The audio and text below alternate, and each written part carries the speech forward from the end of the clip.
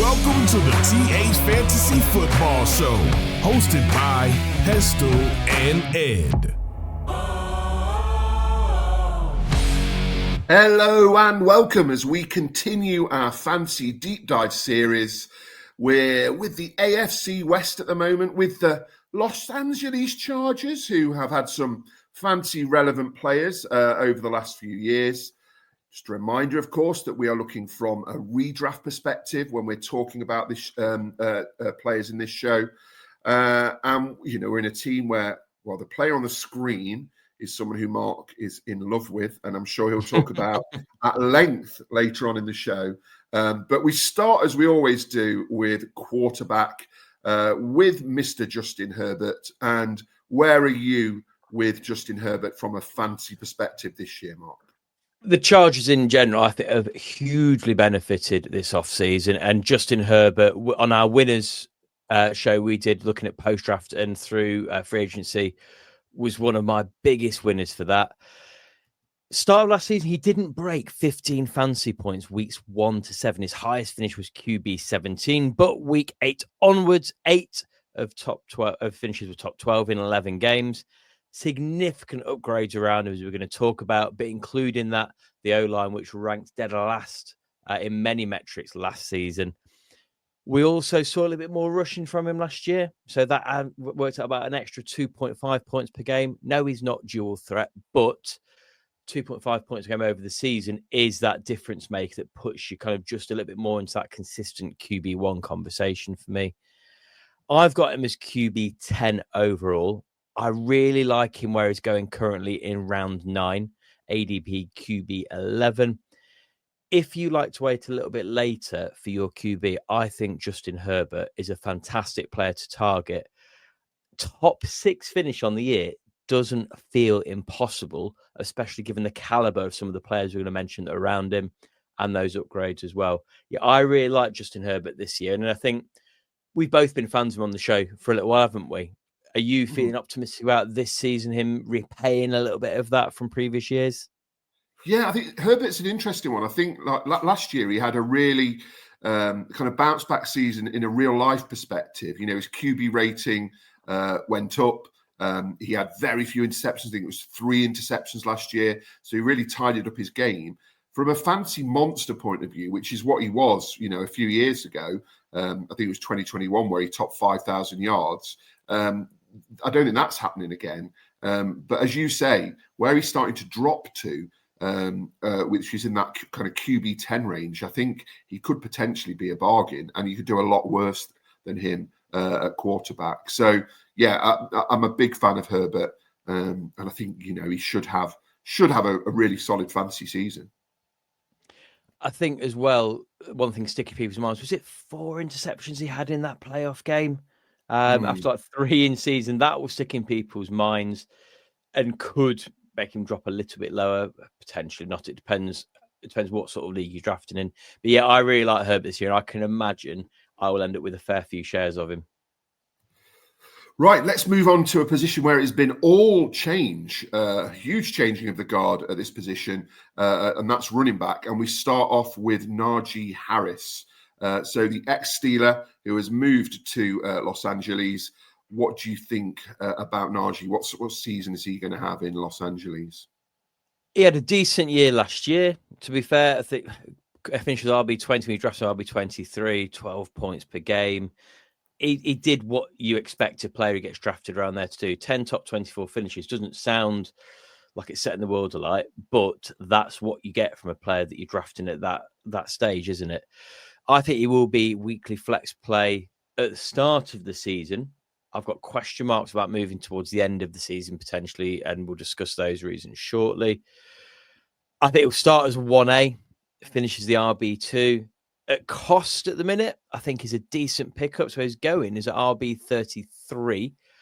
I do think you probably take him a little bit earlier than that, but you just got to be prepared for the value to drop off through the season. One question mark is that eye injury. So a firework-related incident that I think first news out was that it was a horrific injury, and an eye injury for any athlete in any sport is a career ender potentially. Not ideal. Apparently, it's nothing to worry about. I'd still be quite, if I'd be hit in the eye with a firework, I'd still be quite worried. I have to think carefully about my wording. It's one to monitor, this one, through the offseason, just in case. We have been not always given the most reliable information out of NFL medical setups when it comes to players. So this could be one that they're playing close to their chest. Yeah, it's just gone from being someone that I was really, really excited about and potentially sitting at a peak value. And that has taken a hit post-draft as well, though, for me. Yeah, Najee is just very reliable. You know, if you look at his 4 seasons in the NFL, he's had 1,000 rushing yards every year. He's had over 6 touchdowns every year. His receptions, admittedly, have dropped off to from the rookie peak that he had, where he was up at 74. But he will do an excellent job. And I think weekly flex play could potentially undersell him. But I think one of the question marks when it comes to Najee Harris is his competition. Would you agree? When we look at who he's got snapping at his heels. Absolutely. And Amari Hampton is just such an exciting prospect and massively damaged Najee's fantasy value this year. Great move for the Chargers, having 2 running backs of that standard. So from footballing terms, brilliant move. From fantasy terms, very, very annoying. His numbers last year in college, then 281 attempts for 1,660 yards, 15 touchdowns. On top of that, 38 receptions for 373 yards and 2 touchdowns. That's a decent body of work, I think it is fair to say. Great draft capital at pick 22. Only 10 running backs have been taken higher than that since 2011. He looks like he could handle a true workhorse load and could well end up being the RB1 for the Chargers, probably about, I don't know, maybe the third halfway point. I think he'll take that over. And I think second half of the season, if he's getting that workload, he will potentially be putting up some RB1 numbers, so top 12 finishes on the end of the season as well. I've got him as an emergent RB2 because I do think he'll be worked in. I think his development will be taken care of as he gets worked into the NFL style, which they can take their time with when you've got Najee Harris sat there. It makes perfect sense. But yeah, I do think he's a player that don't panic if he has a few quiet games to start the season. Absolutely keep on to, because he'd be paying back dividends by the time you get to the business end of qualifying for your fantasy playoffs and then potentially in a championship run. Yeah, I think in any other year that was genty-less, Amari Hampton would be a very clear RB1. You know, he is, he's just so talented. He's another one, you know, go and watch his videos. He looks great. I mean, there was one particular game that I made notes on last year. I think it was against Appalachian State. No, this was in 2023, Appalachian State. He ran for 26 times for 234 yards and 3 touchdowns. So, I mean, it's just insane numbers. And I think he could end up being, you know, an absolute fancy beast. But he does have to fight his way past Najee Harris first, as you suggested. And I think there's the comments would quite right come saying, "Oh yeah, but Appalachian State's not an effort." No, you can only run through the players that are in front of you, though, and he routinely ran through every human being in front of him. So yeah, when he was so dominant, we can expect that to transfer, I think, in some degree, can't we? Indeed. Before we move on, Ed, can we just take a moment to remind everyone to give us a subscribe, a like, and a share, and why not go and check out one of our 31 other deep dive shows as we profile all 32 NFL teams through the off season. I'm getting excited where we're moving on to now, Ed, as you well know. Yes, I don't know whether I will just sign off for a minute or two, but yeah, we're moving on to receiver. We're moving on to one of Mark's personal favourites, Lad McConkey. Go on, Mark. Take the floor. What a lad. He's the exact wide receiver. We've spoken about this with a couple of players, Jones. He's the exact sort of wide receiver I love drafting for redraft. A year 2 receiver coming off the back of a solid rookie season, but solid undersells it. So wide receiver 13, when there were his doubters in the draft process about whether he was deserving of a kind of a high value pick. There was doubters when he was drafted about whether he would be of value in that Los Angeles offense. And they're proved wrong. He turned 82 receptions into 1,149 yards and 7 touchdowns. Despite the run-heavy offense, despite some competition for targets arriving as well, I still think 130-ish targets for McConkey is on the cards. And of all players going around him on the draft board as well, so he's currently going off the board at wide receiver 11, I think he's got the safest floor of those players and a ceiling I'm still very happy with. I think Drake London's going just above him. I feel loads more confident with Lad McConkey as far as a constant floor. Drake London, yeah, the ceiling is higher with Drake London, but Lad McConkey's isn't bad. And on volume, he's got a heck of a lot of appeal to me when it comes to his ceiling.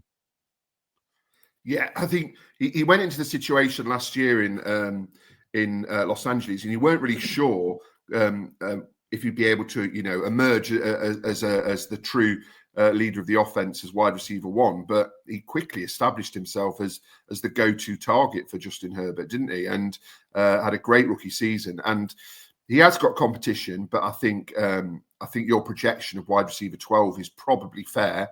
If you added on a couple more, which you probably need to when you're talking about McConkey, wide receiver 15 would probably be realistic. But I do like McConkey as well, and I think it'll be exciting to watch how he and Justin Herbert work together next year. He's just such an intelligent player as well. I think he drew a lot of comparisons to Cooper Kupp in the way that he reads the game, the way he talks about the game as well.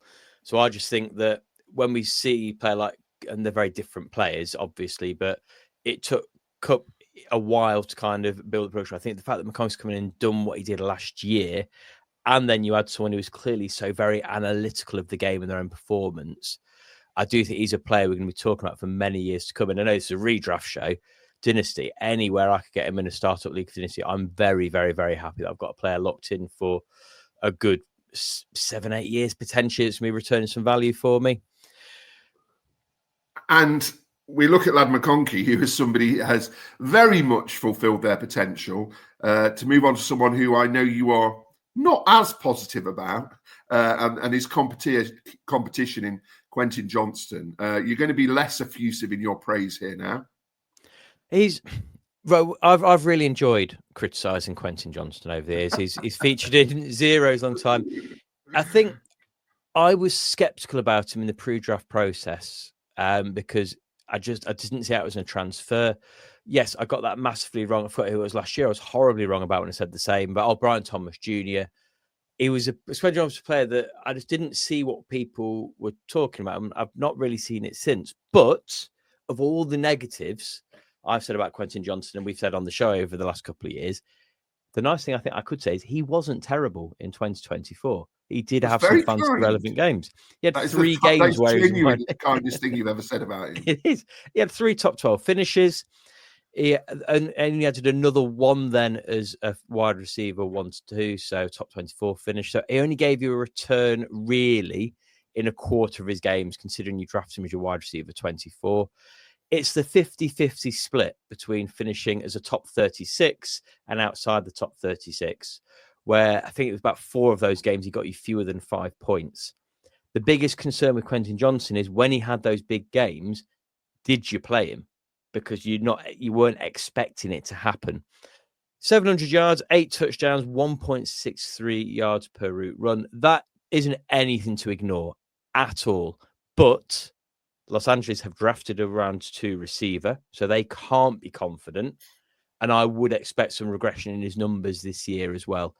So, yes, we saw that growth last year. No, it wasn't consistent. I've put potential streaming wide receiver because I just imagine most weeks on my bench or on waivers, there's going to be someone I feel a little bit safer plugging in rather than Quentin Johnston. Yeah, he's not somebody. I don't think I've got him anywhere. Quentin Johnston. It's because you draft well, Edward. Yeah, well, I wish that was the case, Mark. I've not got him anywhere. There were issues last year. I think I think he had 7 drops last year, which is not what you want from a receiver, obviously.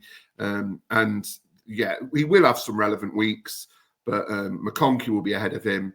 And yeah, as we look at the third receiver, I wouldn't be surprised if this man, who we're about to talk about, Trey Tucker, emerges ahead of him. Trey Harris.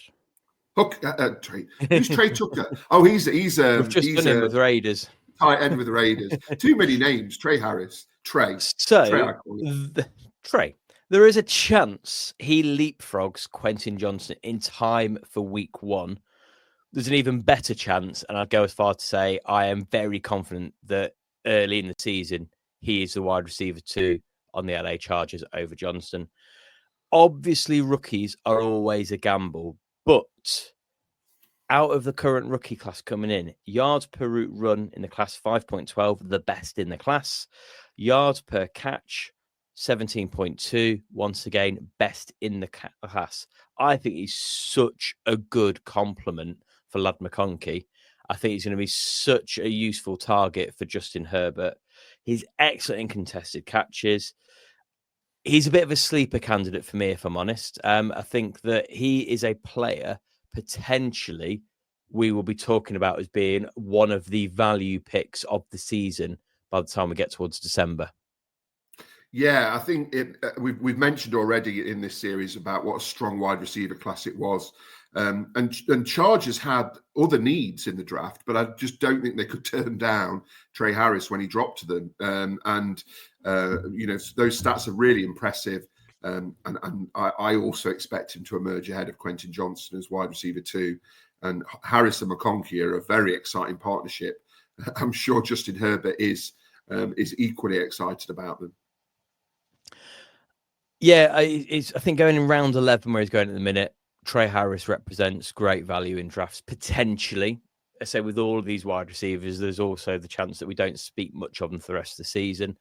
My favourite thing about Trey Harris, his actual name. Do you remember his actual name from our pre-draft show, Edward? Definitely not Trey Tucker. No, definitely not Trey Tucker. I don't remember it. Cleveland Joseph Harris III. I can't remember. Trey I can't believe I didn't remember that. How did you forget that?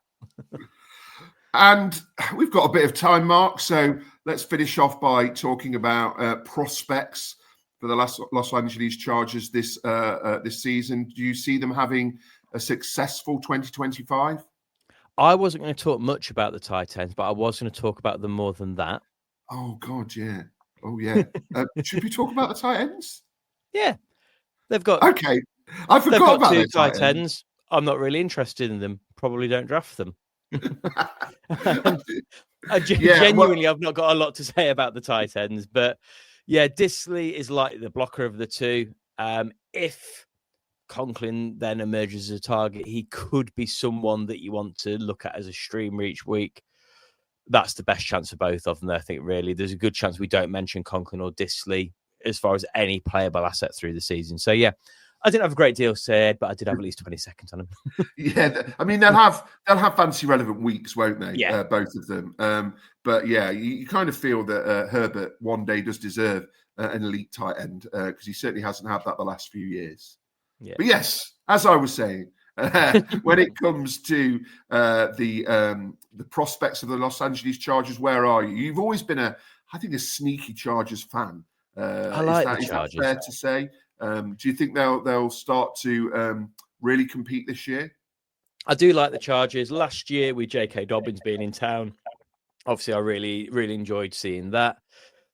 They've got Lad McConkey, who obviously is one of my favourites. They've got Amari Hampton as well. They're an exciting team coming into the season. And I just think, yes, the Broncos were expecting to kick on a little bit, but I don't think they are the finished article yet by any means. The Chiefs last year, we spoke about on our Chiefs show, a look isn't the fair thing to say about them getting the number of one-score victories they got.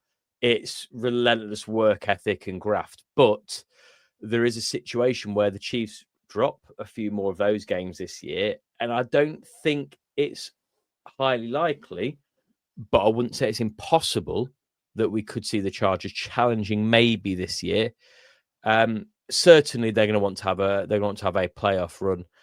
And I think a lot of that does rely on Lad McConkey kicking on, Trey Harris hopefully coming in as a real valid receiver, Amari Hampton doing as we expect. And then if Justin Herbert does what we hope he can do, the Chargers are a dangerous team this season, I think. Thank you, Mark. Well, I hope you enjoyed our deep dive of the Los Angeles Chargers. And if you did, feel free to check out any of the other deep dives that we've got available. But that's, I think, enough from us. So I think it's goodbye from me. Goodbye from Mark. Malcolm, take us home. You have been listening to Pestle and Ed of TH Fantasy Football. For more content, follow TH_fantasy_NFL on Instagram and Twitter.